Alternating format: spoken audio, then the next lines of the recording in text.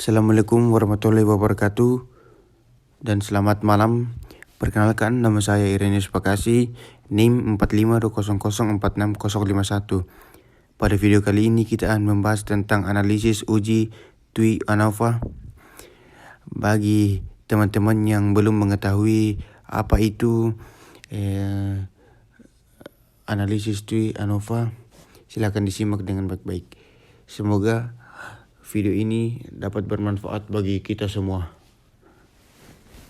Ya, jadi langsung saja kita masuk di aplikasi datanya. Datanya kita sudah siapkan, variabelnya ada 3, erosi, lahan, dan longsor. Langsung saja kita copy.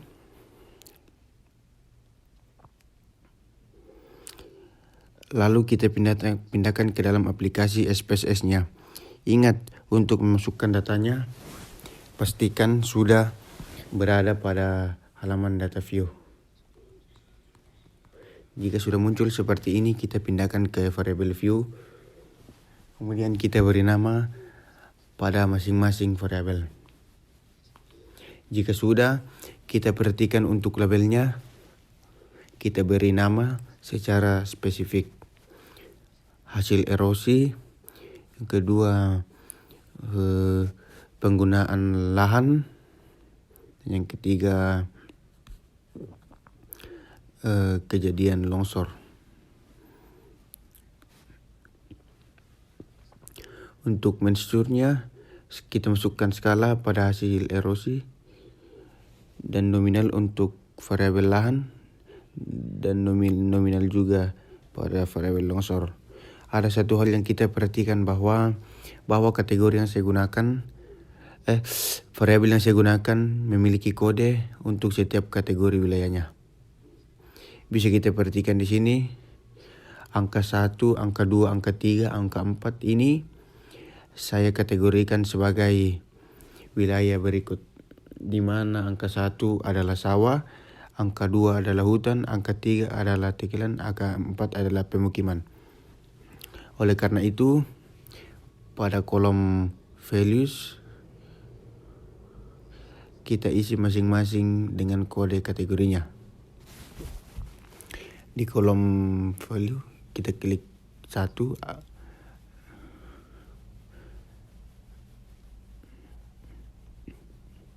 dan labelnya sawah. Kemudian kita masukkan angka 2 hutan dan ketiga adalah longsor.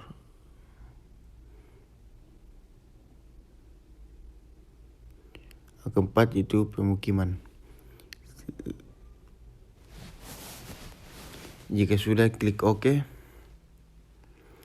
Lanjut, kita lakukan hal yang sama di kolom ketiga di variabel longsor. Seperti tadi ya.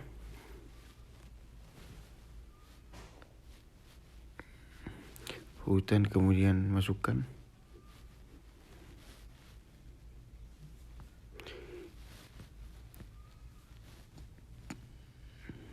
Kita OK. Jika sudah, kita klik saja OK. Untuk variable view-nya sudah lengkap. Kita lengkapi semua. Kalau kita pindah ke data view, yang pertama yang harus kita lakukan adalah uji normalitas.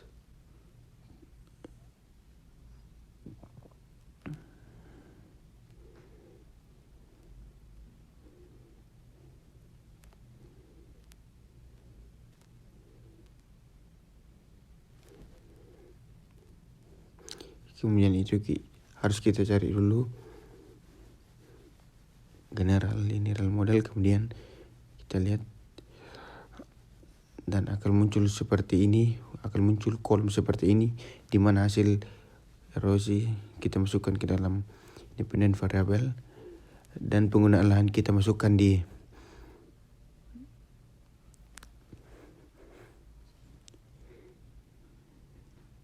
setelah itu kita klik explore.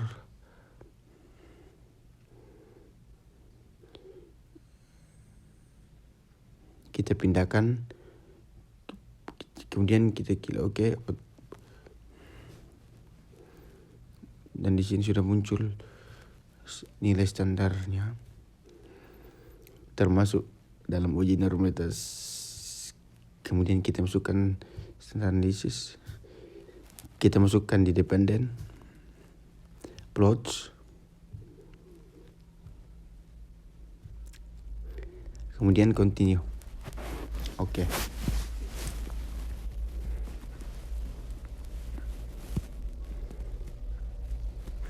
Untuk variabel outputnya sudah muncul di sini. Personality. Kita klik analisis. Kemudian general plots.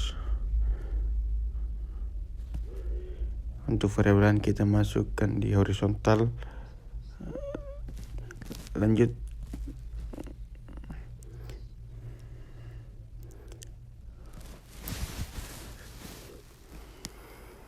Kemudian kita klik continue. Kita bisa lihat kita centang, lalu kita klik continue.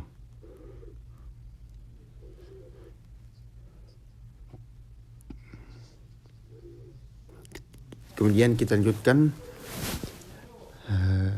masuk di menu pledge, kemudian klik continue, kemudian option, langsung kita tekan OK. Kemudian muncul hasilnya di situ.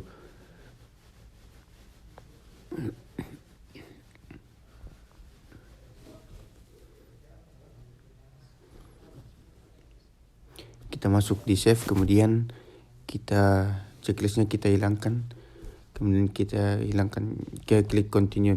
Jika sudah semuanya, hasilnya akan muncul.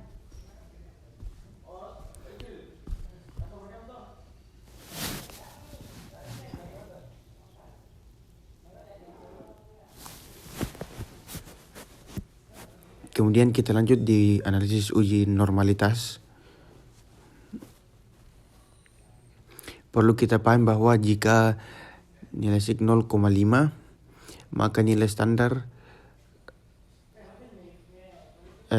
itu nilainya tidak normal.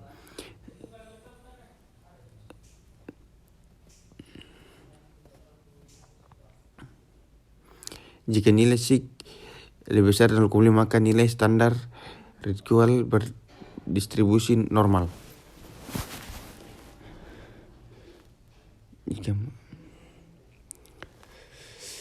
Lanjut, kita perhatikan mana nilai ini.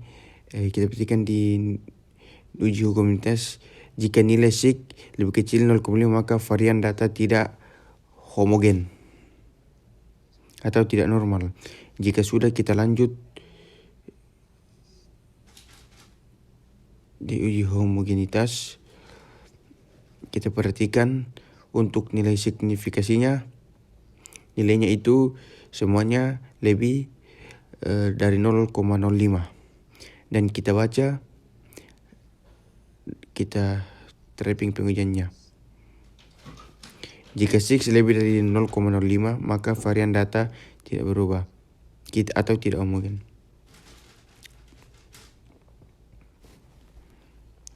Karena nilai sig,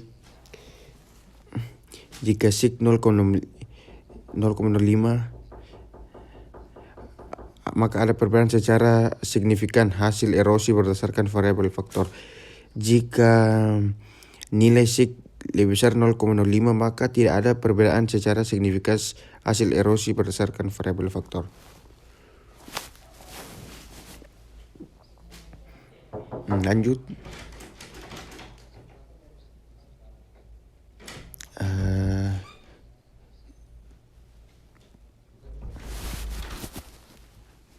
kita perhatikan untuk variabel lahan verifikasinya lebih dari 0,5, maka tidak ada perbedaan secara signifikan hasil erosi pada penggunaan lahan karena nilainya ini lebih dari 0,05. Kita lanjut ke variabel longsor. Di sini nilai signifikasinya kurang dari 0,5. Di sini kita bisa simpulkan bahwa ada perbedaan yang terjadi. Lanjut kepada yang ketiga. Di sini ada 0,05, 0,82, maka bisa disimpulkan bahwa tidak ada interaksi antara penggunaan lahan dan kejadian longsor dalam hasil erosi. Untuk corrected model bisa kita artikan bahwa corrected model itu adalah penghapus secara bersama-sama kedua faktor dalam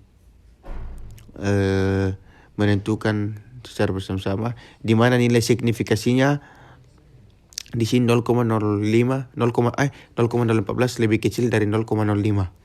Ini menunjukkan bahwa model yang diperoleh valid.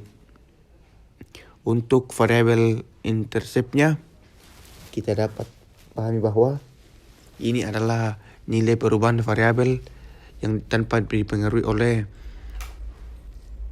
di mana nilai signifikasinya 0,00 atau lebih dari 0,05, yang berarti untuk safety berkontribusi secara signifikan.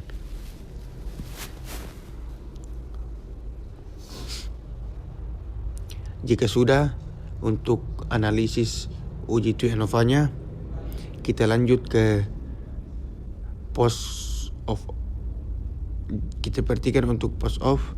Di sini nilainya signifikannya rata-rata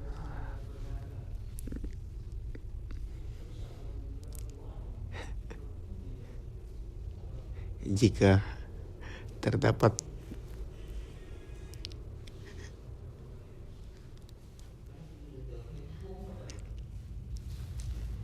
kita perhatikan untuk nilai signifikasinya rata-rata itu 0, di atas 0,05 di sawah hujan tekanan, maka bisa kita simpulkan bahwa nilai terdapat perubahan signifikan hasil erosi antara penggunaan lahan dan penggunaan hutan dan seterusnya.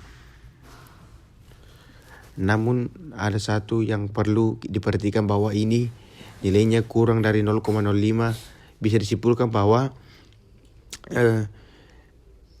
terdapat perbedaan signifikan hasil erosi antara penggunaan lahan di sawah dan penggunaan di pemukiman. Jadi saya ulang, untuk nilai signifikasinya lebih dari 0,05 berarti tidak ada perbedaan antara lainnya. Begitupun sebaliknya.